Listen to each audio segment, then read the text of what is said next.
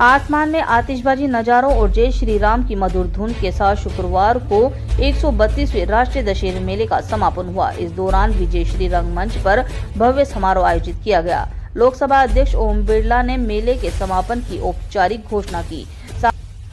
कार्यक्रम में शिक्षा मंत्री मदन दिलावर, ऊर्जा मंत्री हीरालाल नागर, विधायक संदीप शर्मा, पंडित गोविंद शर्मा, शहर जिला अध्यक्ष राकेश जैन, देहात जिला अध्यक्ष प्रेम गुर्जर, मेला समिति अध्यक्ष विवेक राजवंशी, महापौर राजीव अग्रवाल भारती आदि मौजूद रहे। आखिरी में दशहरे मैदान के साथ साथ कोटा का आसमान भी खुशियों के रंग में रंग गया। घंटे भर से भी ज्यादा चली आतिशबाजी से पूरा दशहरा मैदान रंग बिरंगी रोशनी से रोशन हुआ।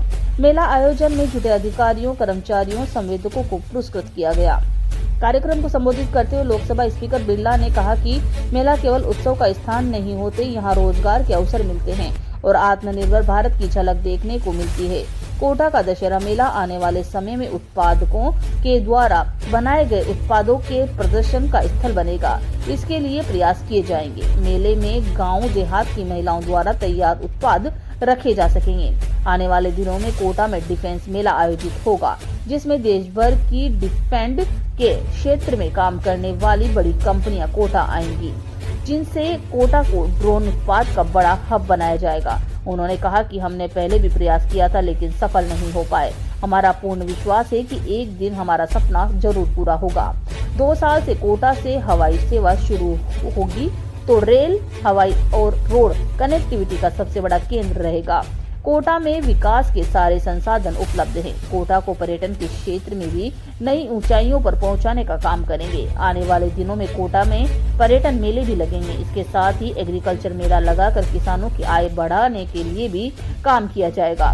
कोटा और बूंदी के बीच तालेड़ा में इथेनॉल के 8 प्लांट लगने वाले हैं। इसके साथ ही एग्रोवेस्ट इंडस्ट्रीज का सेंटर भी कोटा को बनाया जाएगा। उन्होंने कहा कि कोटा स्वच्छ बने, सुंदर बने, इसके लिए हमको दृढ़ संकल्प शक्ति के साथ काम करना है। स्वच्छता हमारी आदत में आए, हमारे स्वभाव में आए। स्वच्छता हमारी प्राथमिकता होनी चाहिए। मदन दिलावर ने कहा कि मेले जीवन की निरस्ता को समाप्त कर ऊर्जा का संचार करते हैं। हीरालाल नागर ने कहा, कोटा दशहरा मेला कोटा की पहचान है। इससे हाड़ोती की मिट्टी की खुशबू आती है। इसके लिए सभी प्रयास जरूर करेंगे। और संदीप शर्मा ने कहा कि कोटा दशहरे मेले को देखते हुए बड़े हुए हैं, इसके हर क्षण के सदैव साक्षी रहे हैं। स्वागत भाषण देते हुए विवेक राजवंशी ने 132वें दशहरा मेला सभी के सामूहिक प्रयासों से सफल बनाया है। नवाचार किए गए, उनमें से कुछ में सफल हुए हैं तो कुछ में असफल। उन्होंने कहा कि कोटा में 233 फीट का रावण का पुतला बनाकर विश्व कीर्तिमान बनाया। कुछ लोगों को इससे निराशा हुई और लेकिन भारत के चंद्रयान की लैंडिंग की असफलता के बाद ही गौरवपूर्ण क्षणों के हम सभी साक्षी बने। भारत का चंद्रयान दक्षिणी ध्रुव पर सफलतापूर्वक लैंड हुआ था। हम निराश हैं लेकिन हताश नहीं। उन्होंने कहा कि मेले में वंचित बच्चों को मेला भ्रमण करवाया गया। मेले को पुरानी रंगत व रौनक में लाने का प्रयास किया जा रहा है। लोक कला को जीवित करने का काम भी किया गया है। बिना किराया बढ़ाए ही मेले के राजस्व में वृद्धि की गई। महापौर राजीव अग्रवाल भारती ने आभार जताया। मेले के अवधि 2 दिन बढ़ाई गई है। 132वें दशहरा मेले में दुकानों के लिए 2 दिन का समय बढ़ा दिया है। दशहरा मेला एवं अन्य उत्सव आयोजन समिति के अध्यक्ष विवेक राजवंशी ने बताया कि मेले के शुरू होने के बाद 3 दिन तक लगातार वर्षा से व्यापार बाधित होता रहा था। ऐसे में व्यापारियों के द्वारा मेला अवधि बढ़ाने की मांग की जा रही थी। वहीं धनतेरस पर खरीदारी को लेकर जनता की ओर से भी यह राय व्यक्त की जा रही थी, जिसे देखते हुए मेला अवधि 2 दिन और बढ़ा दी गई है। अब व्यापारी धनतेरस के दिन भी खुलकर व्यापार करेंगे। वहीं लोगों को भी मेले में खरीदारी करने का अवसर मिल सकेगा। मेला अवधि के दौरान दिए गए संसाधनों के साथ ही अतिरिक्त दिन में व्यापार हो सकेगा। इस दौरान सभी सुविधाएं सुचारू रहेंगी। बाल प्रतिभा कार्यक्रम आज राष्ट्रीय दशहरा मेला 2025 में 18 अक्टूबर शाम 7 बजे विजय श्री रंगमंच पर बाल प्रतिभा कार्यक्रम का आयोजन किया गया, जिनमें नन्हे मुन्ने बच्चों के द्वारा विभिन्न प्रस्तुतियां दी गई। उल्लेखनीय है 5 अक्टूबर को बाल प्रतिभा कार्यक्रम आयोजित किया गया था, जिसमें वर्षा आ जाने से व्यवधान के चलते 47 बच्चों की प्रस्तुतियां हो सकी थी। अब शेष सभी बच्चों की प्रस्तुतियां 18 अक्टूबर को विजय श्री रंगमंच पर हुई।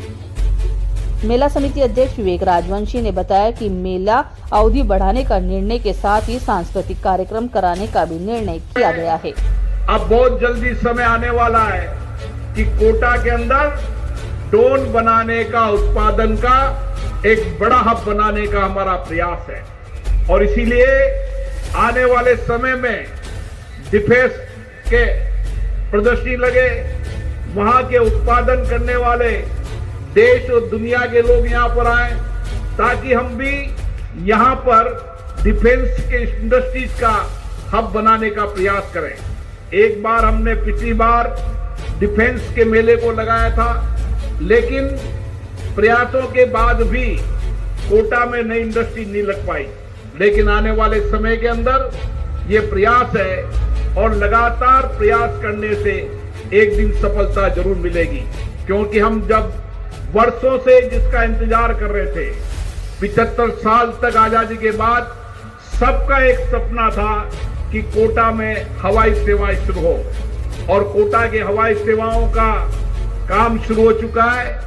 2 साल में हवाई सेवाएं शुरू होने के बाद कोटा की एयर कनेक्टिविटी, कोटा की रोड कनेक्टिविटी, कोटा की रेल कनेक्टिविटी दुनिया में सबसे ज्यादा बेहतर होगी, क्योंकि हमारे पास पानी है, बिजली है, हमारे पास वो सारे संसाधन हैं जो आने वाले समय में कोटा के विकास के लिए हैं। और इसीलिए आने वाले 3 साल के अंदर आप कोटा को पर्यटन के बड़े हब के रूप में देखेंगे। मुझे खुशी है कि हमारे साथियों ने दिल्ली के अंदर देश और दुनिया के बड़े पर्यटकों को बुलाकर कोटा में एक पर्यटन मेले की शुरुआत करने का प्रयास किया है।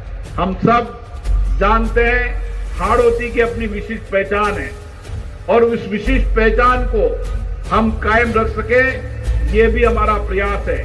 और इसीलिए ये मेला अद्भुत है, विशाल है। आने वाले समय के अंदर इस दशहरे मेले का एक ऐसा एन्क्लेव बने कि आने वाले समय में 12 महीने देश के अलग अलग उत्पादकों का यहां मेला लगता रहे।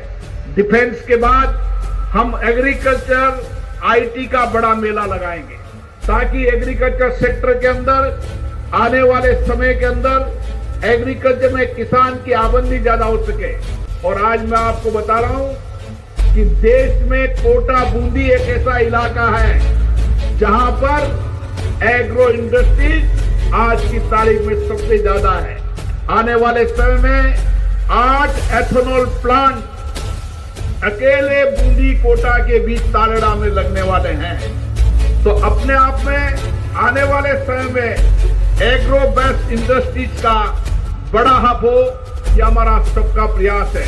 और इसीलिए ये मेले के समापन पर हम आने वाले समय के अंदर और मेला लगाएं, अलग अलग प्रोडक्ट का, अलग अलग उत्पादन का मेला लगाएं, क्योंकि जो मेले में मैं उत्साह देखता हूं, उमंग देखता हूं, आने वाले समय में कोटा उत्पादक मार्केटिंग का बड़ा केंद्र बने।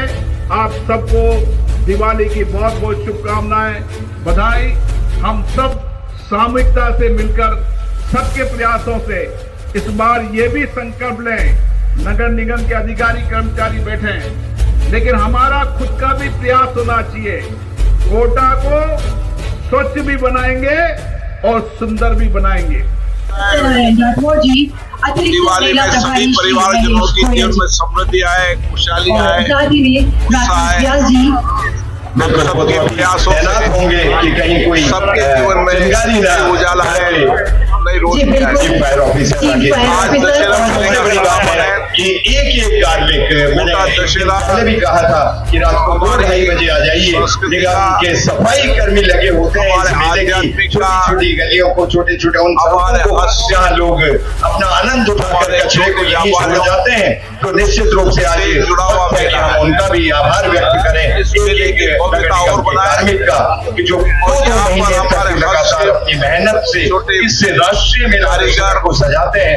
हर सफाई करने का जो सुबह उठते ही जब लोग आते हैं तो उनको बिल्कुल स्वच्छ नजर आता है ये मेला। ताकि और उनकी ये जो बहुत ही जुड़ा है क्योंकि वस्तु है समिति की जितने भी सदस्य हैं ये मेले के परिवार की माध्यम से तरह नया है। माला सब परिवार मिलकर के कार्य कर रहे हैं। कुछ नहीं है। वाकई में जिन गुरुओं का योगदान था, नई पहचान वो बनाने कल हमारे बीच में आ चुके हैं और भव्य आतिशबाजी विजय श्री रंगमंच से। जी हाँ, यूट्यूब के माध्यम से हम सभी